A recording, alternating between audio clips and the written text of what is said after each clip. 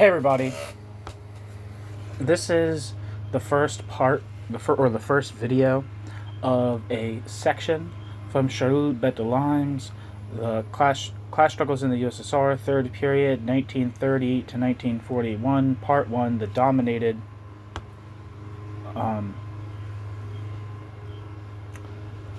The section is from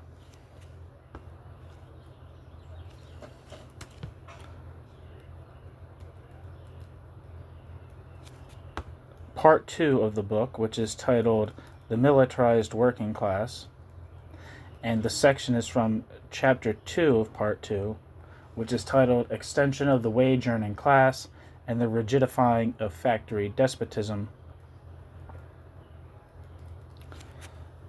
The section that I'm reading from today is titled The Circumstances of the Workers' Defeat of the 1930s. So here we go. When one analyzes the conditions that led to the serious defeat of the workers in the 1930s, one has to acknowledge that the roots of these defeats lay in the extreme division of the workers and their economic and social atomization. This has already been mentioned, but now it behooves us to see what made possible these phenomena possible. Now it behooves us to see what made possible these phenomena. I think this is a typo. Yeah, no, it is. Definitely a typo. I'm going to read it. That's what I think it's trying to say. This has already been mentioned, but now it behooves us to see what made these phenomena possible and the way in which these phenomena manifested themselves and developed. Section A, the appropriation of the workers' organization. At the end of the 1920s, and the starting point for the workers' defeats was the dismantling of the last organizations in which the workers had faith and which were still in existence, namely the trade unions. Whatever the limits put on union action during the new economic policy, the unions remained nevertheless organizations through which workers could put up a more or less organized resistance against the decline of their living and working conditions. This resistance was expressed through strikes, admittedly rare but nevertheless effective, and through negotiations in which the union representatives fought for certain worker demands which could be expressed more or less at union meetings and union congresses. The elimination of the old union cadres and leaders from the end of the 1920s and their replacement by cadres and leaders who were above all concerned with the increase of production and productivity indicates that the workers suffered the expropriation of the last forms of their own organization that the state tolerated. The elimination of the old union cadres and leaders from the end of the 1920s and their replacement by cadres and leaders who were above all concerned with the increase of production and productivity indicates that the workers suffered the expropriation of the last forms of their own organization that the state tolerated. From that point, the union became a state institution, entirely ceasing to be a class organization. During the 1930s, the authorities multiplied measures intended to prevent the reconstitution of true worker organizations. All attempts in this direction were brutally repressed by the police as, quote, anti-Soviet, end quote. There were many reasons for the authorities' hostility toward real unions. There were economic reasons, for anything which served to improve wages and living conditions would reduce the surplus value that might be accumulated. There were ideological reasons, because the Bolshevik Party portrayed itself as the, quote, vanguard, end quote, of the working class, so any other organization of the workers, in the Bolshevik Party's eyes, could only represent, quote, backward, end quote, elements, subjected to the influence of, quote, hostile classes, end quote. There were political reasons, because any union that was not a party-controlled apparatus could only seem to be a, quote, organized pole of opposition, end quote.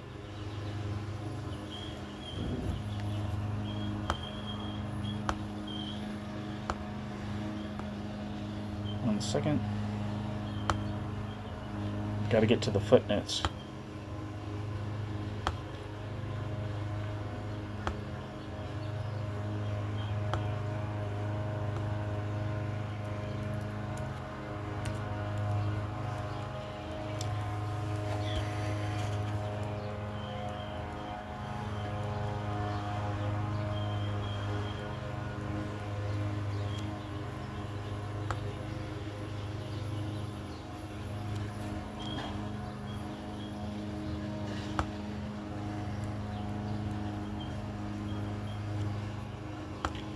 Sorry, this is annoying.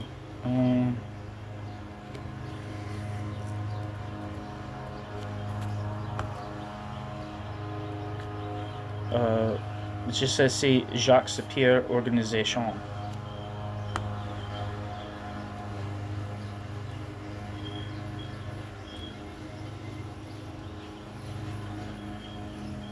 End footnote. Okay. Two observations might be made.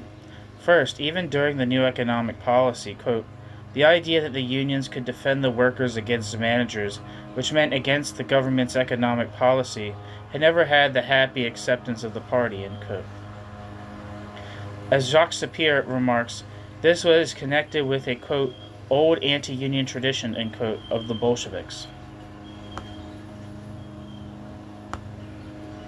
Second, the anti-union ideology of the 1930s was strengthened by what Jacques Sapir justifiably terms, quote, anti-worker workerism, end quote, which presented such an idealized image of the proletariat, parenthesis, which would be entirely devoted to the state's requirement for production and regard the state as, quote, its own, end quote, in parenthesis, that the genuine working class found itself devalued.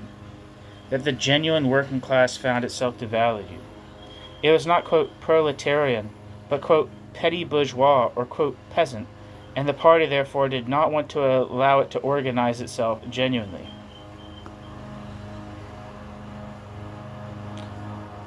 Thus, the destruction of any real union organization was necessarily written into the party's policy, and was also facilitated by the objective circumstances of industrialization, parenthesis, a matter to which we shall return.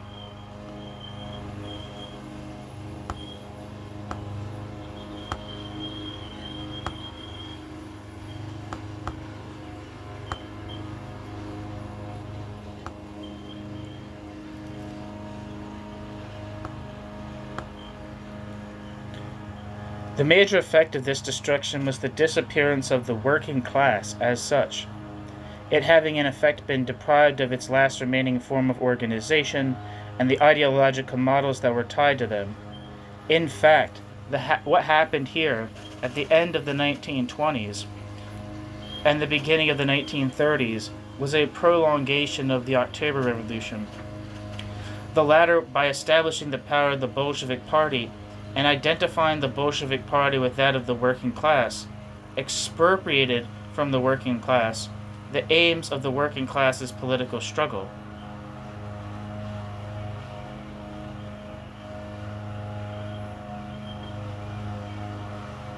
In order to be in a position to take back its own aims, the working class would have to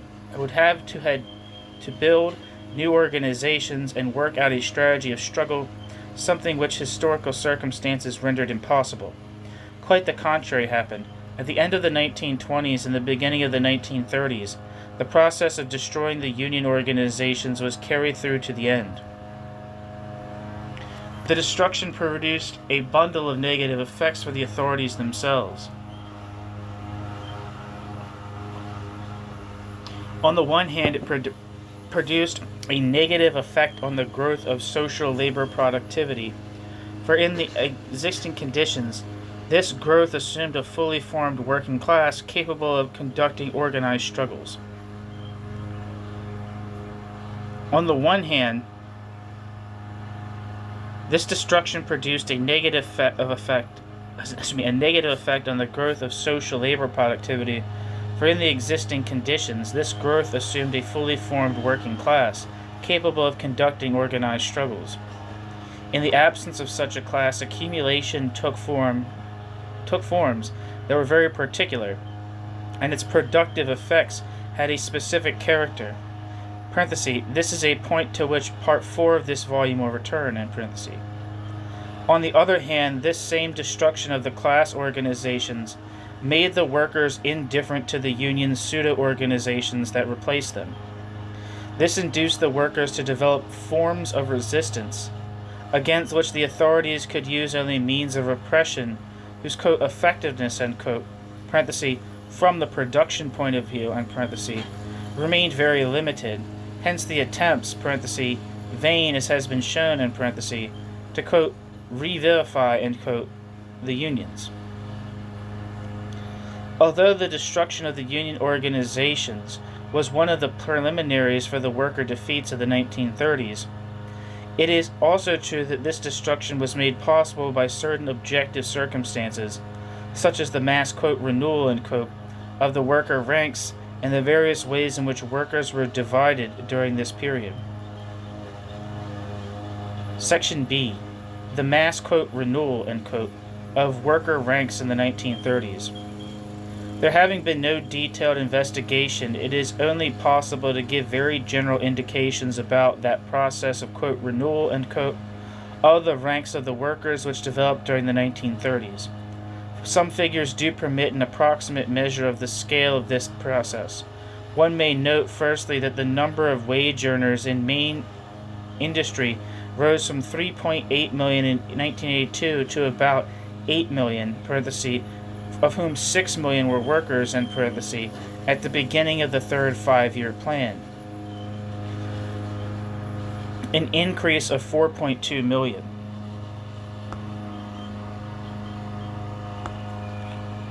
On the other hand, it is generally estimated that during this period about 1 million workers left the ranks of the working class to become cadres of production, administration, and party. Consequently, with an adjustment for, quote, renewal, end quote, due to death and retirement, parenthesis, a renewal amply insured by the children of workers, end parenthesis, it is possible to estimate that the great majority of workers of the late 1930s consisted of workers lacking any experience of either of a union organization, more or less truly representing them, or of collective struggles, and this had significant ideological and political effects. Consequently, with an adjustment for, quote, renewal, end quote, due to death and retirement, parenthesis, a renewal amply insured by the children of workers, end parenthesis, it is possible to estimate that the great majority of workers of the late 1930s consisted of workers lacking any experience either of a union organization, more or less truly representing them, or of collective struggles, and this had significant ideological and political effects. From the mid-1930s, the majority of industrial workers lacked a living tradition of collective struggle for the defense of their interests. These workers were strangers in their surroundings, which imposed severe constraints which they tried to escape by their own gumption and by changing their place of work. Ties of solidarity were only with difficulty established between workers who were barely acquainted with each other, and they were vulnerable to the, quote, sanctions, end quote, of arbitrary acts of enterprise managements, and all the more so since the unions had practically ceased to function except as transmitters of the party policy and as defenders of decisions made by the economic cadres. Additionally, many workers knew that they were regarded with distrust by the party and enterprise cadres, who saw among them, quote, petty bourgeois elements, end quote, motivated by feelings that were, quote, egotistical, end quote, quote, egoistic, end quote, apolitical, and, quote, indifferent, end quote. Footnote. From 1929, the party warned about the, quote, new worker strata, end quote, and the latter were the subject of unfavorable GPU reports, bracket, see M. Feinsod, Smolensk, end bracket, end footnote.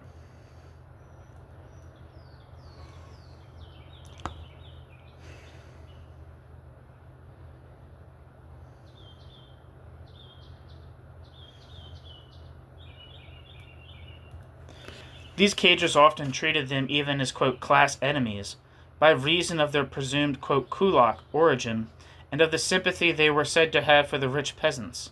The press of the 1930s often described workers as, quote, idlers and, quote, shirkers, end quote. Thus the various structures that the workers had been able to visualize more or less as, quote, their own, end quote, parenthesis, trade unions, Soviets, and the party, end parenthesis, despite contradictions which for some years had placed them in opposition to the workers, completely ceased to function as such. These structures showed themselves to be indifferent and even hostile to their interests and to any attempt by the workers to organize themselves. The cadres were not concerned about the problems posed by the workers' working and living conditions. The cadres cared only about output growth and productivity. The cadres lived better than ordinary workers. The cadres belonged to a different world. Workers called the cadres collectively, quote, them, end quote, parenthesis, that is, quote, them above, end quote, end parenthesis. Being thus deprived of the means of collective resistance to the aggravation of exploitation and arbitrary decisions, and the reconstitution of these means of collective resistance coming up against numerous obstacles, including police repression and the weak social fabric, the workers had recourse essentially to, quote, passive, end quote, forms of resistance, absenteeism, frequent changes of enterprise, parenthesis, despite all the regulations, end parenthesis, silent opposition to the growth of productivity, bad workmanship, poor upkeep of equipment, etc. These forms of resistance at the time seemed the only ones feasible. These forms of resistance did nothing to unify the workers. On the contrary, these forms of resistance divided the workers. However, they were widely practiced, the majority of the workers being indifferent to boastful talk about, quote, productive enthusiasm, end quote, and to promises of a, quote, better life, end quote, obtainable by conforming with the orders of the cadres. Apart from the majority of workers who resisted the appeals made for production, there was a minority that did respond to such appeals. This minority above all included the old workers, mainly skilled, whom the party and trade unions treated with more respect and who benefited from wages higher than those of the great mass of workers. This minority included also a small part of the younger workers. These comparatively few workers hoped to be able to improve their living conditions by supporting the industrialization policy, participating in the quest for higher productivity, and improving their professional skills. The existence of these active elements helped the development of Soviet industry. During the first 5-year plans, two, quote, movements, end quote, with very different characteristics mobilized at the production level. These more active worker strata, socialist competition, and the Stakhanovite movements. New section, section C, socialist competition.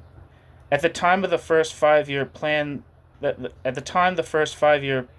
was launched, the party leadership laid emphasis on what it called the, quote, Bolshevik offensive, end quote, in the fields of production and construction. According to the slogans of this period as they were developed, in particular by Stalin, the key to the success of this, quote, offensive, end quote, lay in the organization by the party of a, quote, extensive socialist competition and mass enthusiasm for work. A, quote, extensive socialist competition and mass enthusiasm for work, end quote. Footnote, see the political report presented by Stalin to the 16th Party Congress, bracket, June 27, 1930, bracket.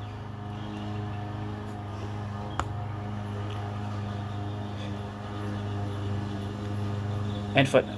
Stalin then evoked an appeal of the 16th Party Congress on April 29, 1929, which had insisted on the large-scale development of, quote, socialist competition, end quote.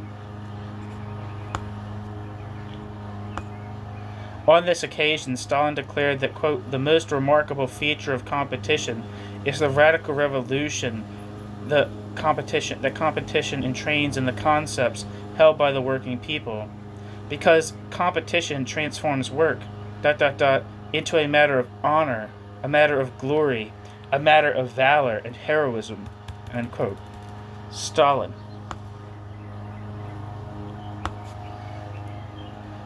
This competition, combined with the reconstruction of the technical base, should, according to official spokesmen, permit an accelerated rhythm of industrial development described as, quote, Bolshevik, end quote, and regarded as indispensable in a period in which it was claimed that, quote, rhythms decide everything, end quote.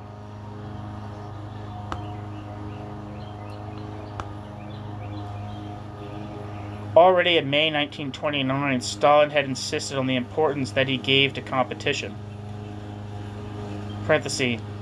Sorevnovanya, or, quote, emulation, end quote, in parentheses, as a communist method to build socialism.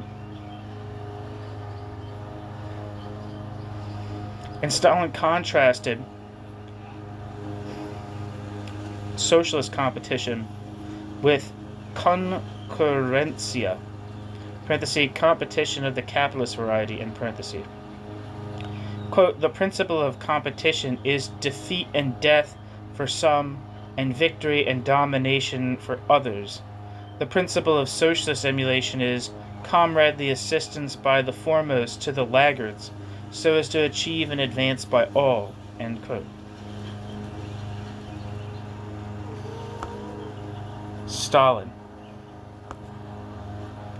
These appeals by Stalin and other leaders led the party and union cadres to initiate from above, quote, socialist competition, end quote, which was based on promises by certain workers called, quote, shock workers, end quote, or udarniki, to exceed the current norms through a system of, quote, socialist challenges, end quote, which could pit some workers against others, either by factory, brigade, or by individual, in reality far from resting on, quote, help, end quote, and, quote, comradeship, end quote, as Stalin claimed.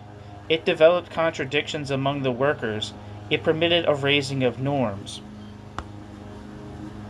Footnote. For this emulation, see H.F. Ward in the place of it in H.F. Ward's book, In Place of Profit, Social Incentives in the Soviet Union, published in 1933.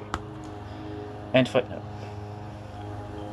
If competition took shape, it was not because work had become a matter of, quote, honor and glory, end quote, but because a strong pressure was put on workers, and above all because he who triumphed in this competition received big bonuses and considerable allocation of consumer goods. It was in no sense a matter of a new attitude towards work, nor of solidarity, but rather of egoism and acquisitiveness.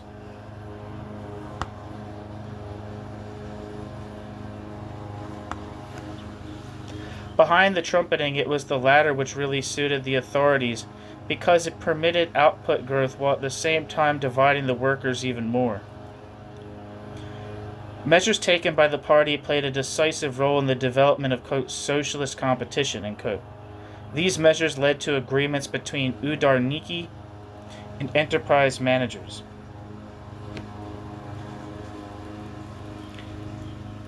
By virtue of these agreements, the udarniki undertook to provide a certain volume of production, parenthesis, above the current norms, end parenthesis, to be punctual, parenthesis, not more than 3 minutes lateness per month, end parenthesis, to subscribe a certain amount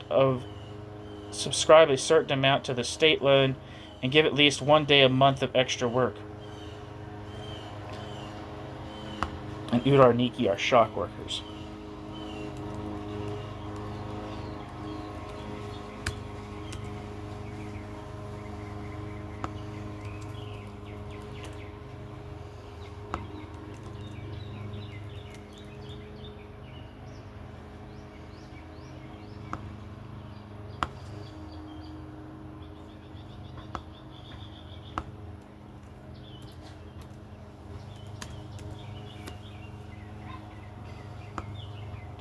So I just wanted to make sure that I was saying that right. I felt insecure. In the terminology of the Soviet Union, the Eastern Bloc, and other communist parties, in udarnik, or plural udarniks or udarniki, known in English as a shock worker or strike worker, parenthesis, collectively known as shock brigades or a shock labor team, in parenthesis, is a high productivity worker. The term udarnik derived from the expression udarny trud for a, quote, super productive, enthusiastic labor, end quote.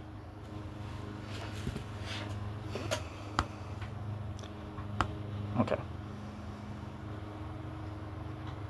On its part, the management gave a certain number of privileges to the udarniki: priority on the housing waiting list, allocation of foodstuffs in short supply, parenthesis, important during a period of shortages, in parenthesis, grants for professional training, the possibility of taking courses during working hours, favorable treatment in matters of Social Security, and priority access to holiday homes. In addition, the Udarniki might receive honors which themselves carried material advantages in their own right. The Udarnik movement, by the privileges it accorded some workers, made many workers hostile to shock workers. This hostility appeared from 1929.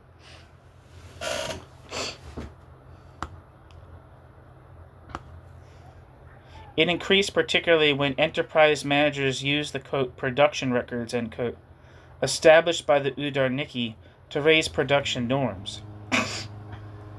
The place of the Udarniki in their own stratum, cut off from the mass of workers, had another aspect: the recruitment of this stratum of basic production cadres and minor administrative cadres. This became a large-scale phenomenon in the first half of the 1930s. It brought with it various consequences. On the one hand, it, quote, took out, end quote, the especially active workers from production and from the working class. On the other hand, it attached the pushers toward, quote, socialist competition, end quote. In these circumstances, the movement was fated to take a more and more bureaucratic direction. Very quickly, the vocational schools cut their worker intake and recruited most of all among ordinary school leavers. The fact of being an Udarnik, therefore, gave progressively less opportunity to enter administration or production at cadre level. Quote, socialist competition, end quote, consequently ceased to play the role that socialist competition had played at the beginning of the 1930s. However, it did not disappear completely. It remained as one of the means at the disposal of the enterprise managements, through the privileges granted to the participants, to pursue the increase of production and the revision of norms.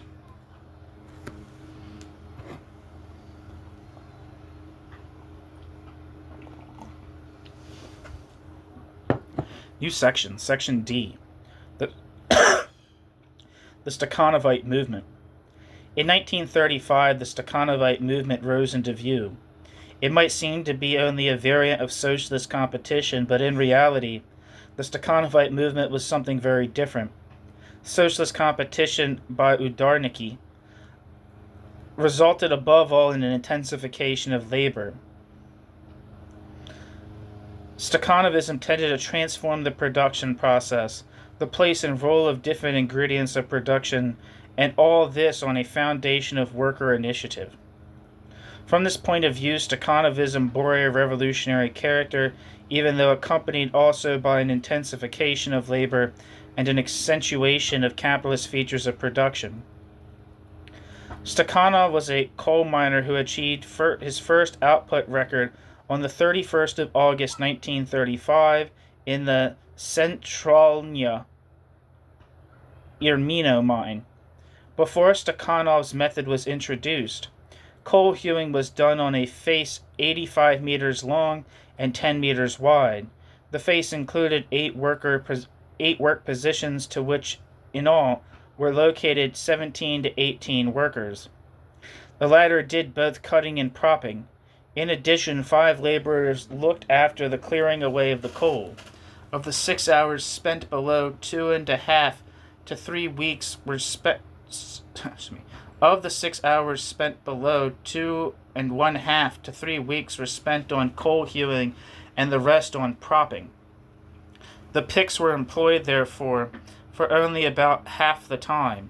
Moreover, only 2 shifts actually cut coal, the third shift being used exclusively for repairs and for preparing the work of the following shifts.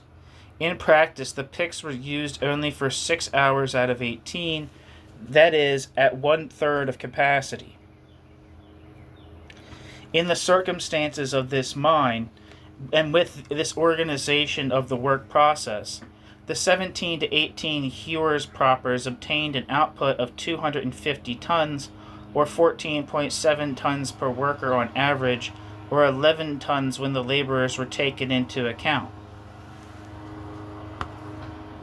Footnote: There is a description of this production process and its transformation by Stakhanov in A. Pasquier's book Les Stakhanovismes, l'organisation du travail,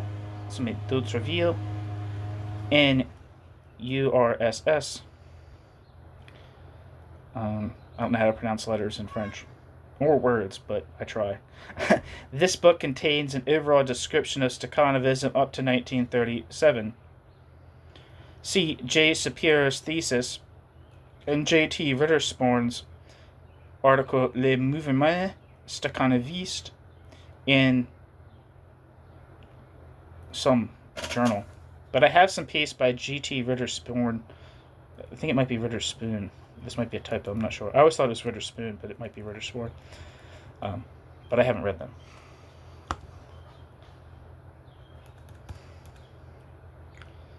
End footnote. Stakhanov introduced the following modifications to the production process. First, a single worker was to carry out the entire hewing and accordingly utilize his pick completely. Other workers prepared the work and did all the other tasks, propping and coal handling, during the hewing. Henceforth, a face would require only 5 hewers, 4 permanent and 1 to replace another at certain times, and 5 laborers, that is 10 workers instead of 23. A team organized in this way could cut 300 to 330 tons of coal per shift, instead of 250, Individual output exceeded on average 32 tons per day instead of 11, an increase of about 3 times. The type of transformation that Stakhanov introduced in his mind spread rapidly. In September and October, mention was made of quite a few miners who fulfilled their norms by 500, 600, and 1,000%. A miner named Mokhar Lashtoba even achieved 2,274% of his norm.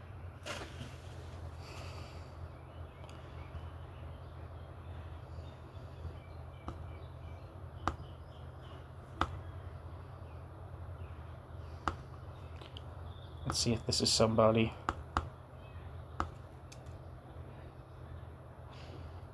No. Well, there is, but there's can't really find anything on them. Anyway, moving on. The movement spread to other industries, to the Gorky Automobile Works, where the smith Blissigin became famous for his records, Other engineering industries, the textile industry, etc.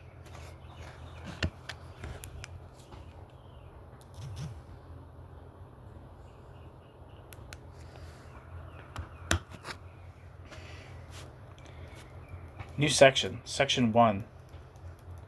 The nature of the changes in production process induced by Stakhanovism. The nature of these changes may perhaps be illuminated by an analysis of the most important of them, carefully described in the Soviet press in 1935 and 1936. In this connection, the most revealing are initiatives of Stakhanov himself, Blissigin, and the textile worker Vina Gradova. Footnote. These changes are examined notably in A. Pasquier, Les Stakhanovismes. The nature of these transformations, especially those which attracted the attention of the party leadership, can also be seen by reading the resolutions adopted by the plenum of December 21st to 25th, 1935, titled Questions of Industry and Transport in Connection with the Stakhanovite Movement. End footnote.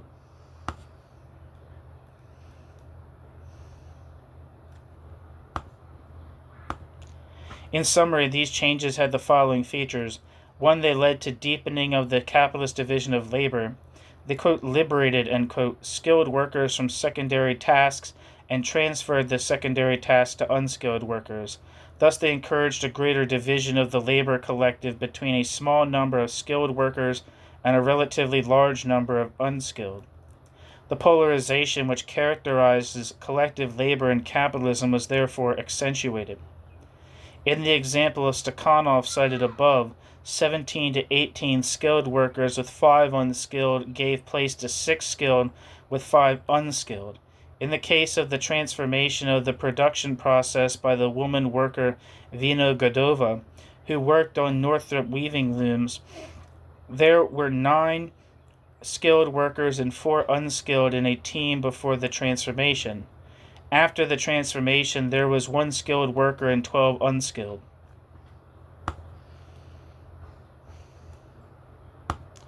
Since the unskilled were paid less, the average cost of labor was reduced and profitability enhanced. It allowed, in general, an intensification of utilization of the work instruments already existing. Thus, in the case of Stakhanov, the picks were henceforth completely utilized. Since the unskilled were paid less, the average cost of labor was reduced and profitability enhanced. 2. It allowed in general an intensification of utilization of the work instruments already existing. Thus, in the case of Stakhanov, the picks were henceforth completely utilized. There was therefore an economy in fixed capital and a possible increase in the rate of profit. 3. It entailed an increase in the intensity of labor thanks to the elimination of, quote, dead time, end quote. There was therefore an economy in fixed capital and a possible increase in the rate of profit. If you don't know what fixed capital is, that's basically machinery.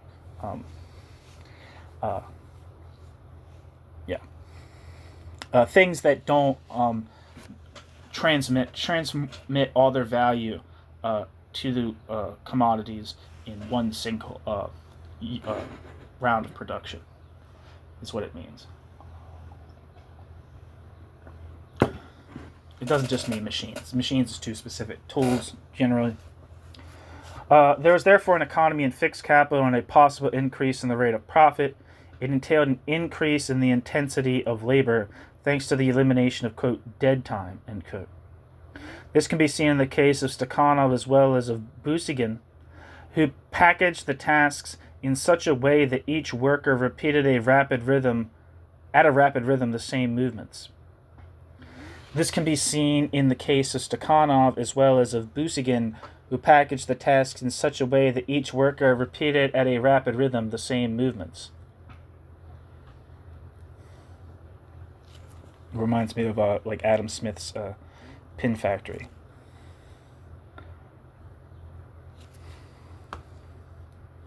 The intensification of labor can be clearly seen through a report describing the work of Busygin's team. Quote, the entire brigade is in the grip of a tremendous work fury. It is simply impossible to conceive of going up to one of these people to distract him for a minute. No one smokes, no one talks.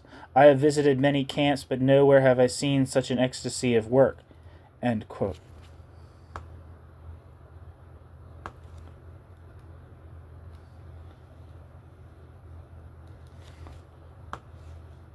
October 15th, 1935, quoted in Solomon Schwartz.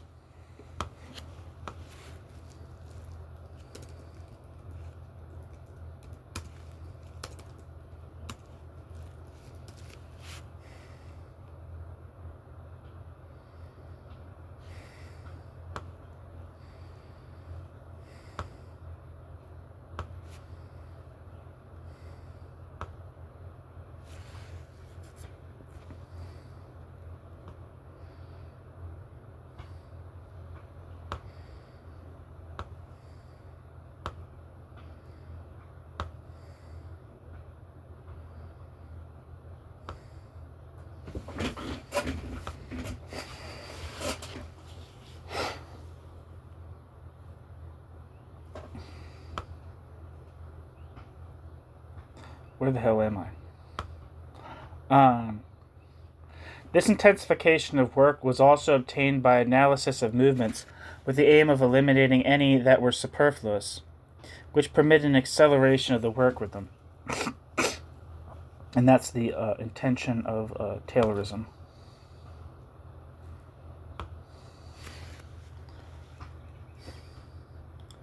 An analogous result was obtained in numerous cases by a reorganization of the workplace. As Marx has shown, this type of transformation of the production process facilitates a tightening of the working day, leading to an absolute production of surplus value. As Marx has shown, this type of transformation of the production process facilitates a tightening of the working day, leading into an absolute production of surplus value.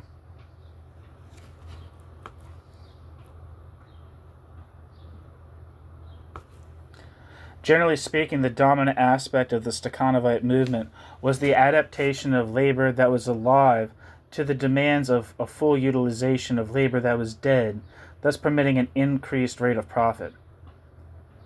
Generally speaking, the dominant aspect of the Stakhanovite movement was the adaptation of labor that was alive to the demands of full utilization of labor that was dead, thus permitting an increased rate of profit. Thus, the transformations of the production process induced by the Stakhanovite movement were totally expressed in the capitalist form of this process. The transformations of the production process introduced by the Stakhanovite movement corresponded to the capitalist form of the production process's final development. The transformations of the production process induced by the Stakhanovite movement did not open the way to a collective mastery of production, but rather to production's parceling and to a degrading and increased intensification of labor. The transformations of the production process induced by the Stakhanovite movement originated from the same trends as did Taylorism, but the transformations of the production process induced by the Stakhanovite movement transformed one of the workers into a shift or brigade leader. However, an examination of the Stakhanovite movements suggests that, apart from these dominant characteristics, those which attracted the intense attention of the party, unions, enterprise managers, press, etc., it was also characterized by a certain development of technical innovations put forward by the Stakhanovites. But this development of technical innovations was a secondary characteristic. The ideological and political conditions which would have allowed the development of an innovational movement from below had not been created, largely because of the prevailing principle that changes in matters of equipment could be undertaken only by engineers and cadres. In this field, workers could not take the initiative, but they could make proposals leading to a better utilization of existing equipment, to an intensification of labor, and to economies in wages. Despite their expression in the capitalist form of the production process, the transformations of this process induced by the Stakhanovite movement nonetheless had originally a unique character. This was connected with the fact that initially Stakhanovism developed from an initiative by workers who were relatively skilled and who encouraged and sometimes imposed certain transformations of the production process. New section, Section 2, the circumstances in which the Stakhanovite movement appeared. The enormous effort made between 1928 and 1935 provided the material conditions for the development of the Stakhanovite movement. During this period, nearly all branches of production were given new work tools, much improved on older ones. However, the utilization of these new instruments was very defective, the production processes not having been transformed as much as these new means allowed. The latter were therefore substantially underutilized, and there was a large reserve of unused production capacity.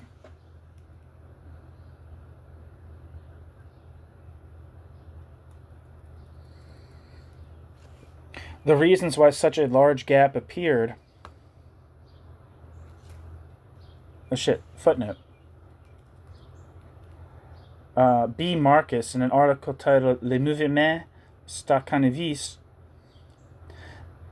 notes that in 1935, 50 to 70% of equipment in service in Soviet industry dated from after the commencement of the first 5-year plan. Their low utilization made possible the production increases due to the Stakhanovite movement. Their low utilization made possible the production increases due to the Stakhanovite movement. End footnote. The reason why such a large gap appeared between physical production capacity and actual production were numerous. One of the most important was the inability of engineers and cadres to impose serious changes in the production process. The inability was essentially political. This inability was connected with the, quote, passive, end quote, resistance of the workers put up against the raising of norms and the intensification of work. This resistance held back the full utilization of productive capacity. The Stakhanovite movement, issuing from the initiative of a part of the workers, would take advantage of this underutilization capacity. The ideological conditions for the development of this movement consisted of the emergence of new contingents of skilled workers who had acquired enough knowledge and authority to suggest and even impose certain changes in the production process, insofar at least as these transformations belonged to the capitalist form of production relationships and promoted the aims of industrialization, These ideological conditions comprised also the seeking and accepting by these workers of the material privileges that their initiatives could bring. These ideological conditions comprised also the seeking and acceptance by these workers of the material privileges that their initiatives could bring. The Stakhanovites thus allowed themselves to be separated from other workers, and this separation sometimes went as far as antagonism, for the initiatives of the Stakhanovites allowed an upward revision of production norms, which entailed lower wages for those who did not adapt themselves to the new norms, which were opposed by a large part of the working class. This opposition led to numerous, quote, incidents, end quote, between Stakhanovites and ordinary workers, incidents that were echoed in the Soviet press of the time. For example, the Stakhanovites had certain tools stolen, and if the Stakhanovites threatened to lay a complaint, the Stakhanovites were beaten up by those who had done the thieving. The latter, if found out, could be sentenced to several years of camp or prison. There's this movie that I always reference, just because it's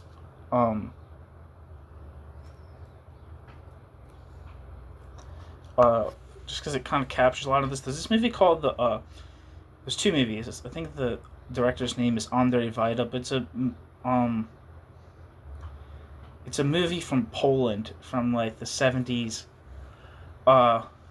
There's a sequel to it. There's first The Man of Marble, and then there's The Man of Iron. But it's a weird story. It's about this like Stakhanovite kind of figure who was like very like a popular like hero of socialist construction in post-war Poland in like the late 1940s, who set like these records and did all these publicity stunts for production, and it was and like eventually like someone tricks him, he gets burnt. He like picks up like a hot brick and is like disabled basically and can't do his work at the speed that he used to, and then he kind of like fell afoul of like the party and kind of in some capacity and kind of like drifted out, I guess partially because he couldn't do his stunts anymore. And then he kind of became he kind of like disappeared from like the face of the earth. But I can't remember in that movie. I think it might have been something like this. Like he was like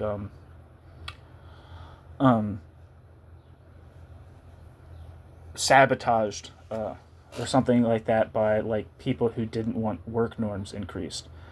It might have been that. It might have been something else. But it's a tremendous movie, Man of Marble. It's very good. This opposition led to numerous, quote, incidents, end quote, between Stakhanovites and ordinary workers, incidents that were echoed in the Soviet press of the time. For example, the Stakhanovites had certain tools stolen, and if Stakhanovites threatened to lay a complaint, Stakhanovites were beaten up by those who had done the thieving. Those who had done the thieving, if found out, could be sentenced to several years of camp or prison.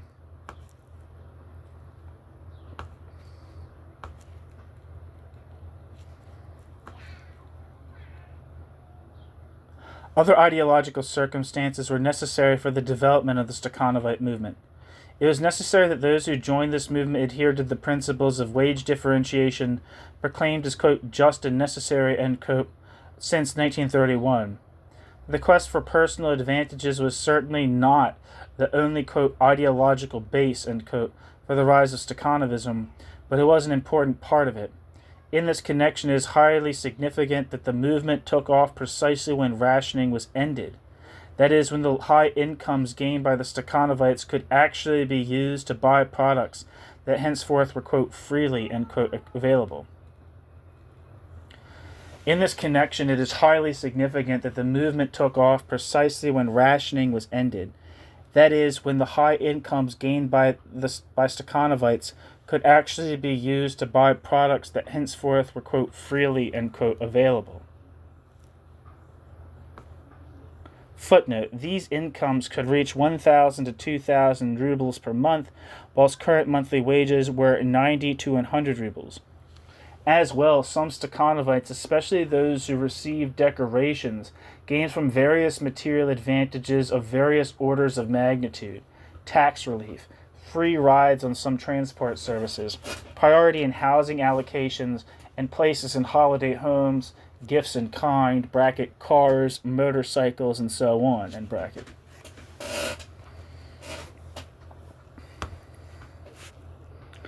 End footnote. And the fact that the majority of those who participated in the Stakhanovite movement were not party members suggests that political motives played only a secondary role in this movement. And the fact that the majority of those who participated in the Stakhanovite movement were not party members suggests that political motives played only a secondary role in this movement.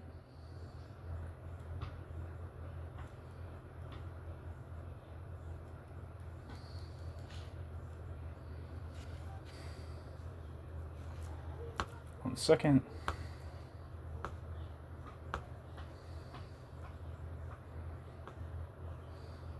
I'm going to copy this quote down.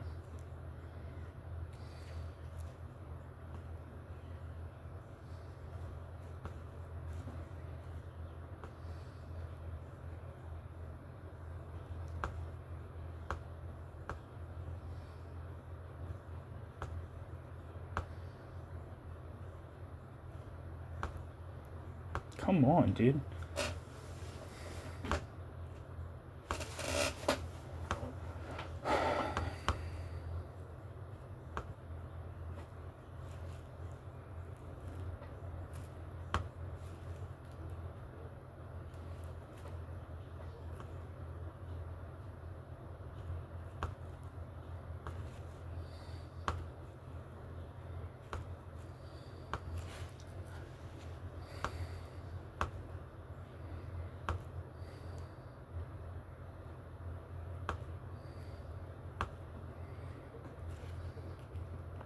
Okay, sorry about that. In sum, at its beginning, Stakhanovism corresponded to a workers' initiative coming from a narrow stratum of skilled workers, mainly those wishing to put their capacities to, quote, gainful use, end quote. In sum, at Stakhanovism's beginning, Stakhanovism corresponded to a workers' initiative coming from a narrow stratum of skilled workers, mainly that narrow stratum of skilled workers wishing to put their capacities to, quote, gainful use, end quote. The Stakhanovism movement was made possible by the ideological transformations that had occurred from 1931, especially by the decline of egalitarian ideas that had been widespread among the working class at the end of the 1920s. New section. Section 3. The seizure from above of the Stakhanovite movement. From the end of the summer of 1935, the initiatives of Stakhanov and his imitators were utilized by the unions, party managers, and the economy to promote a countrywide production campaign. From the end of the summer of 1935, the initiatives of Stakhanov and Stakhanov's imitators were utilized by the unions, party and managers of the economy to promote a countrywide production campaign. The quantitative results that were obtained were above all what attracted attention, whilst the effects of Stakhanovism on the quality and regularity of production were ignored. Those who took the risk of warning against such effects were violently attacked in the press and easily treated as, quote, class enemies, end quote.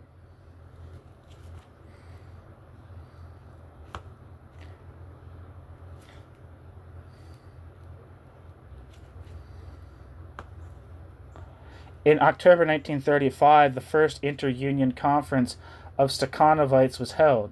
One Stakhanovite still tried to raise questions about the nature of the movement that had just been born. He was brusquely interrupted by Pyatakov, then Deputy Commissar for Heavy Industry, who declared, quote, "Why take the trouble to find a definition of Stakhanovism? A Stakhanovite is someone who shatters all the norms," end quote.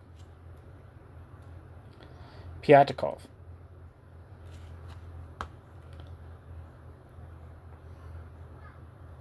October 22, 1935.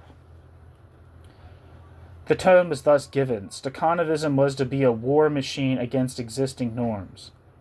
This, quote, utilization of Stakhanovism was confirmed by the same Pyatakov in his closing speech to the conference, in which he claimed, quote, "The essence of the Stakhanovite movement consists in that the Stakhanovite shatters with the Stakhanovite's own hands, in practice and not only in theory, all the so-called technical work norms, norms based on technique.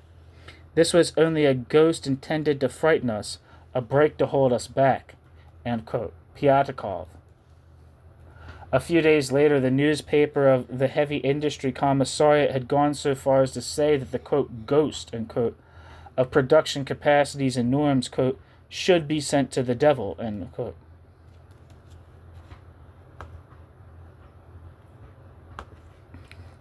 It was to these unilaterally, quote, voluntarist, end quote, claims that Stalin alluded in order to criticize them at the first conference of Stakhanovites of the USSR. Thus, in his speech of November 17, 1935, Stalin declared, quote, "There are some who say we no longer need technical norms. That is false, comrades. Even more, it is absurd. Without technical norms, the planned economy is impossible. ... Technical norms are a great regulatory force which in production organizes the great masses of workers around the advanced elements of the working class," end quote. Stalin. Following this speech, Stalin said that new technical norms should be adopted, and Stalin specified that these new norms should be about halfway, quote, between the present norms and those that had been established by the Stakhanovs and Busygins, end quote. Stalin. This latter formulation was then used to fix new norms not on the basis of a concrete analysis of the circumstances of production, but on the basis of estimates purely subjective of the, quote, possibilities, end quote. And this despite the warnings perhaps ambiguous in the resolution adopted by the plenum of December 1935.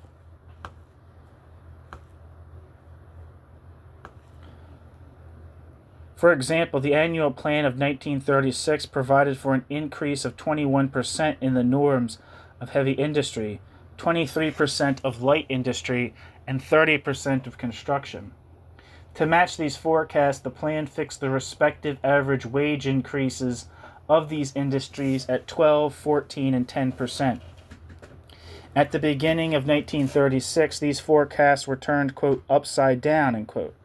In fact, the Industrial Conference at this time raised norms by 30 to 40% in the engineering industry, 34% in the chemical industry, 51% in electricity generation, and so on.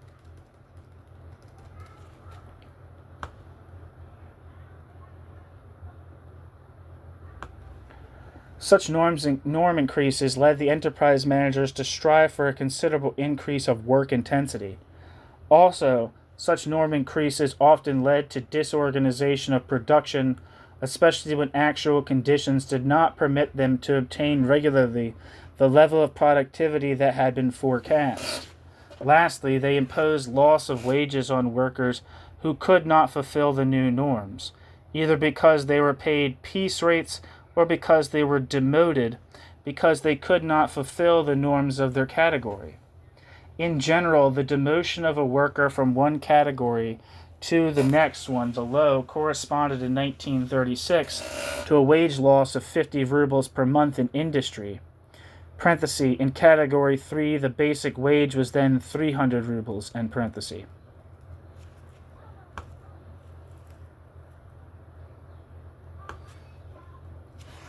Lacking detailed figures, it is impossible to know what proportions of workers was able to fulfill. Lacking detailed figures, it is impossible to know what proportion of workers was able to fulfill or overfulfill the new norms, thereby raising their incomes, and what proportion conversely suffered a wage reduction. In any case, it is certain that the introduction of new norms increased the real differentiation of wages and accentuated the division of the working class. Footnote. It will be noted that in 1936, the advance of the average nominal wage was quite slow, bracket plus 20%, end bracket, taking into account the prices of October 1935 and the substantial increases in Stakhanovite's wages. In the investigation that G. Friedman made at the time in the USSR, he noticed that in a certain number of the workshops he visited, the nominal wages had fallen between the period of October 1935 to March 1936 and the period March-September 1936. Bracket, either because of new norms or because of bad production organization, end bracket. End footnote. 4. The longer-term effects of the Stakhanovite movement and its transformations. The hold taken from above of what had once been essentially a worker initiative tended to transform the, quote, Stakhanovite movement, end quote, into its opposite. More and more often, quote, Stakhanovite days, end quote, were organized by enterprise managers wishing for recognition of the central leadership, who induced their workers to, quote, break records, end quote. These managers thereby received bonuses, honors, and promotion. Some of the workers who had participated in the, quote, records, end quote, were also rewarded.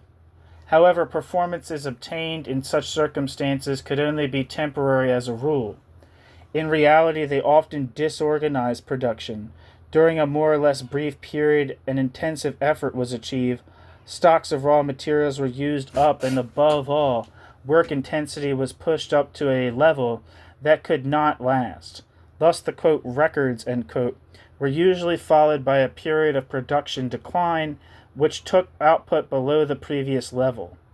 Consequently, quite often, the average output of a period which covered the, quote, records, end quote, and the period which followed them was often below the average obtained before the coming of Stakhanovism. Still more serious for the workers, quote, Stakhanovism, end quote, thus transformed, became the pretext for frequent violations of the labor legislation, parenthesis, multiplication of extra hours unpaid as such, retention at their workplace of workers, especially young workers, for 2 consecutive shifts, etc., in parenthesis, and infringement of safety regulations. In the mines, for example, this latter gave rise to grave accidents, which later would be punished by death sentences for the engineers regarded as responsible for them. Footnote: the Soviet press of 1936 provides numerous examples of these activities which amount to a radical transformation of the, quote, Stakhanovite movement and of their consequences. See Solomon Schwartz, page 195 to 198. End footnote. So that the, quote, Stakhanovite movement, end quote, in spite of everything, should continue, enterprise managers accorded privileges to a minority of workers, foremen, and shift leaders. They promised also to satisfy wider worker demands, notably to provide better work tools, but often they did not keep these promises.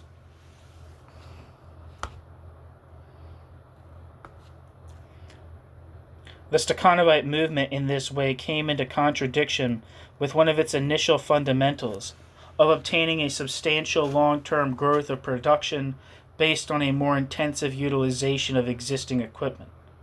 In fact, 1936, which had been decreed as the quote Stakhanovite year, end quote, in parenthesis, was characterized by serious difficulties in the field of production, by fluctuations in the progress of the latter, and by the non-fulfillment of plans in the main branches of industry. For example, coal production, parenthesis, in which the Stakhanovite movement had been born, in parenthesis, reached 126 million tons in 1936, whereas the plan had set a target of 135 million tons. Sorry, I feel like I misread that.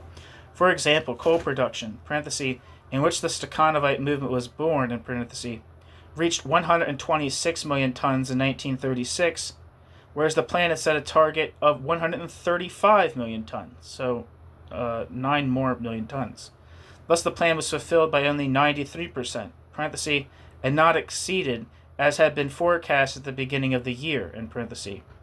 Compared to 1935, the increase was 15.8%, a smaller increase than in 1935, parenthesis, plus 16.4%, in parenthesis. Compared to 1935, the increase was 15.8%, a smaller increase than in 1935, plus 16.4%, in parentheses. Even during the course of 1936, the inability of the, quote, Stakhanovite movement, end quote, thus transformed to secure a fast and lasting increase of industrial production, was condemned by the party leadership and the press. The party leadership and the press stated that large percentages of workers were not succeeding in fulfilling the new norms, including the norms in the Donetsk Basin where Stakhanov was working.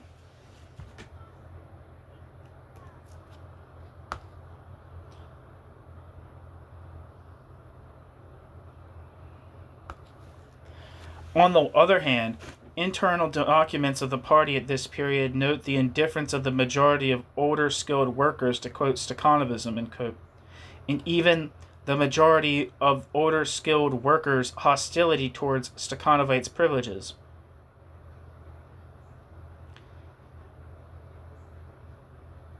Internal documents of the party at this period also state that norm increases brought in their wake the departure of the worst paid workers for enterprises or regions where they hoped to get better wages.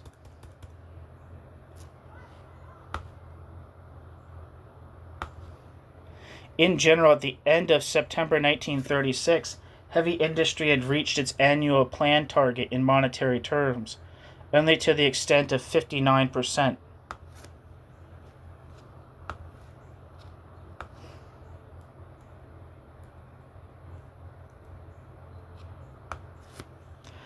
Usually the chaotic revision of norms due to Stakhanovism was a source of discontent because it gave rise to many wage inequalities that workers regarded as unjustified. This feeling of injustice was all the greater to the extent that these wage inequalities had grown in an arbitrary way, thanks to the irregular ways in which the title of, quote, Stakhanovite, end quote, parenthesis, with its attendant advantages, end parenthesis, was awarded. Thus, in 1936, the proportion of, quote, Stakhanovites, end quote, varied considerably between different factories and workshops, without the reasons for these variations being clearly apparent. G. Friedman, who visited a certain number of enterprises in the summer of 1936, estimated the average proportion of, quote, Stakhanovites, end quote, in these enterprises at 15%. But he said there were discrepancies that were hard to explain. For example, in a metal seating workshop of the Kaganovich ball bearing plant in Moscow, there were 20.4% of workers overfulfilling their norms by more than 200%. But out of 542 workers, there were only 62 Stakhanovites and 36 shock workers. In another workshop, there was the same percentage of high outputs. In another workshop where there was the same percentage of high outputs, there were 282 Stakhanovites and 211 shock workers, or udarniki. It's probably udarniki is actually how I say it. G. Friedman also remarks that the biggest wage increases apparently benefited most of all the workers having the best equipment.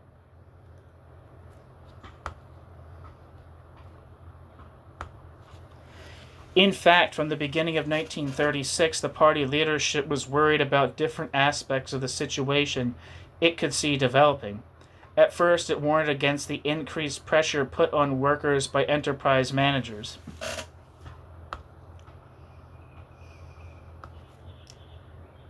In March, the tone hardened. A Pravda editorial was entitled, quote, "Open Fire on the Saboteurs of the Stakhanovite Movement," end quote.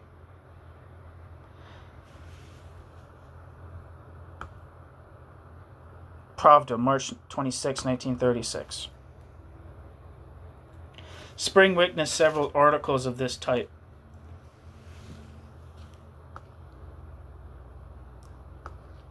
Such articles were often interpreted by regional and local party offices as giving the signal for a repression to be carried out against engineers and technicians on the lower levels.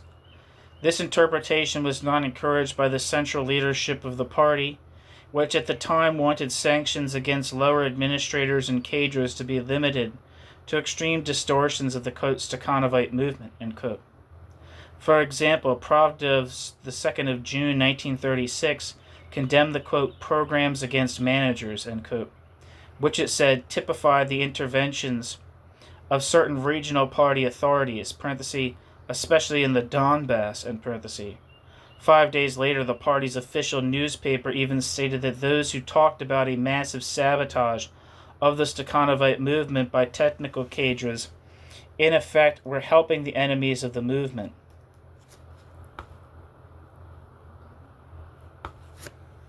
Soon afterwards, Pravda wrote about the need to watch over the material interests of the technical cadres and condemned those who opposed peace rates and favored egalitarianism.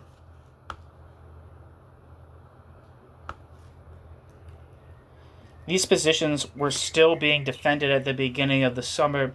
The difficulties of the development of the Stakhanovite movement were then mainly attributed to, quote, dizziness, end quote, brought on by the initial successes, and were still not attributed to sabotage. The regional and local party offices were bidden to help the industrial cadres instead of accusing them.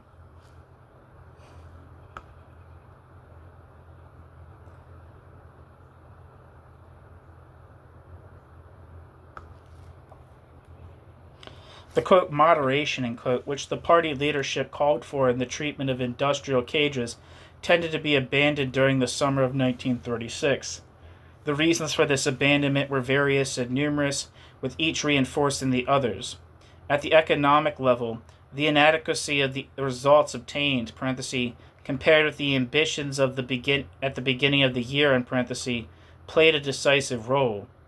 At the social level, the evident growth of discontent on the part of workers confronted with revised norms, increased wage inequalities, intensified work, and the multiplication of accidents led to the punishment of industrial cadres who were blamed for this discontent. Contradictions between the chiefs of the central departments and enterprise managers also tended to be exacerbated. The latter more and more sought to escape the obligations placed on them by the former, and they often deceived the central organs by presenting a deceptively embellished picture of the results obtained in the factories that they managed.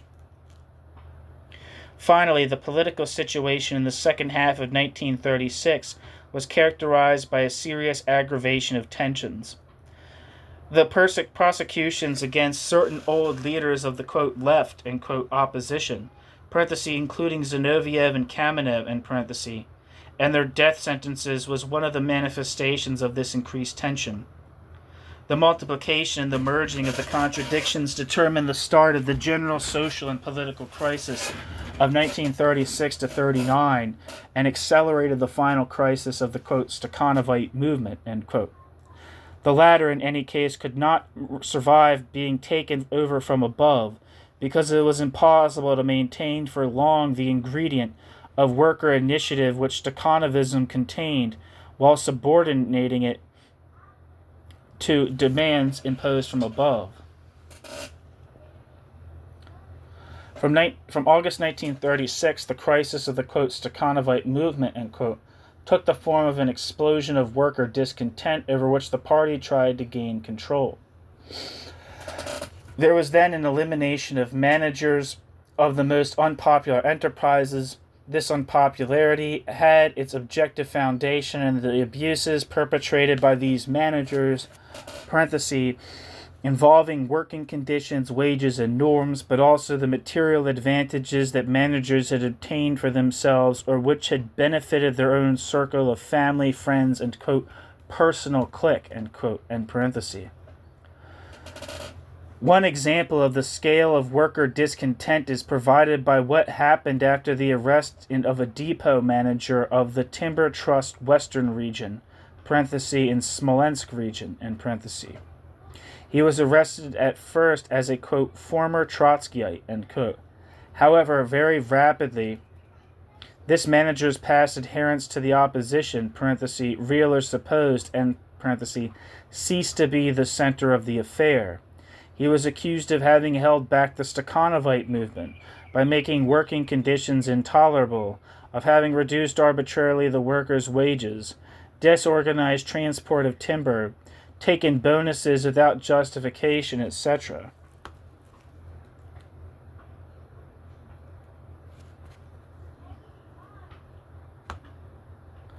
Some days after the publication of these accusations in the regional press, the union officials organized a general meeting of the workers and employees of the depot. This meeting adopted a resolution demanding the appearance in court of the depot chief and his accomplices and his condemnation to death by shooting. This resolution was printed in the press. The official report of the meeting testifies to the hatred of the workers toward the technical and administrative cadres of the depot and trust. The workers were exasperated by arbitrary wage reductions and poor organization, parenthesis, which the workers regarded as deliberate and intended to reduce their pay packets, end parenthesis. They were equally discontented with poor safety of work, the living standards of their families, and so on. All this was blamed on the lower cadres, and in these circumstances was utilized by the union officials against the technical and industrial cadres with whom they were in conflict.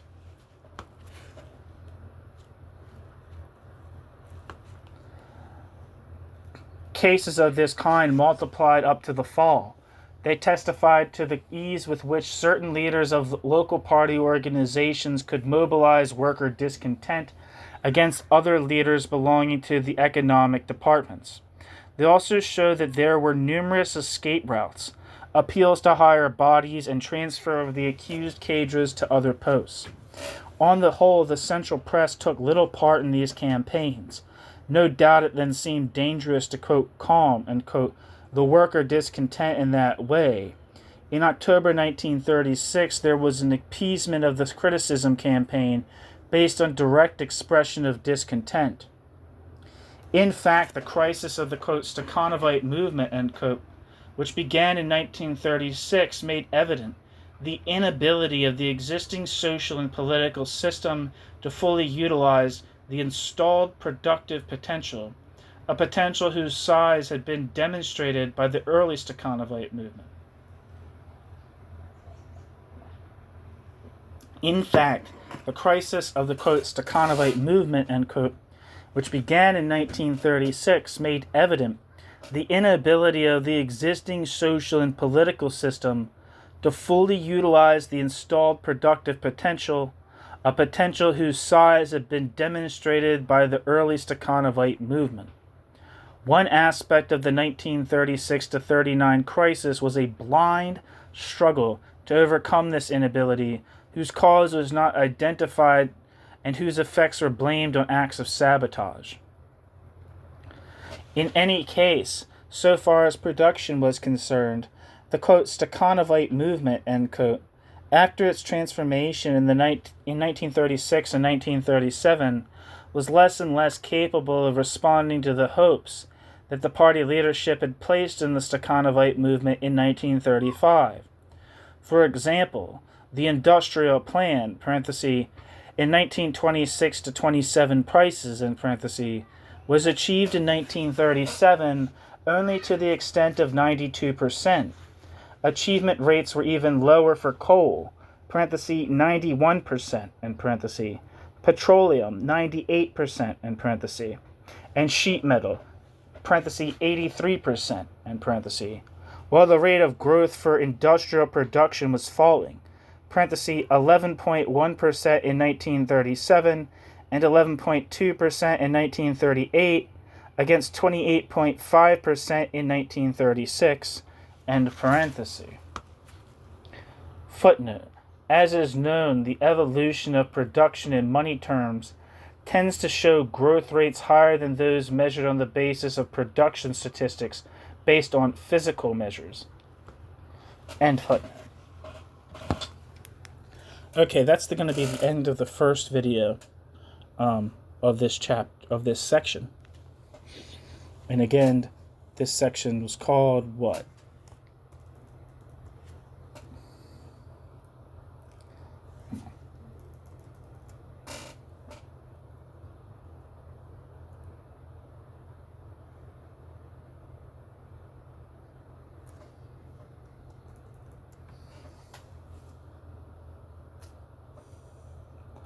Come on. This section is titled The Circumstances of the Workers' Defeat of the 1930s. And again, this is in Chapter 2 of Charles Bettelheim's Chapter 2 of Part 2 of Charles Bettelheim's Class Struggles in the USSR, Third Period 1930 to 1941, Part 1, The Dominated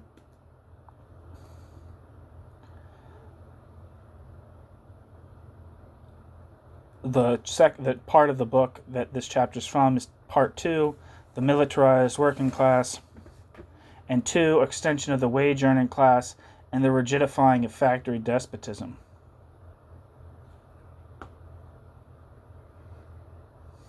Alright.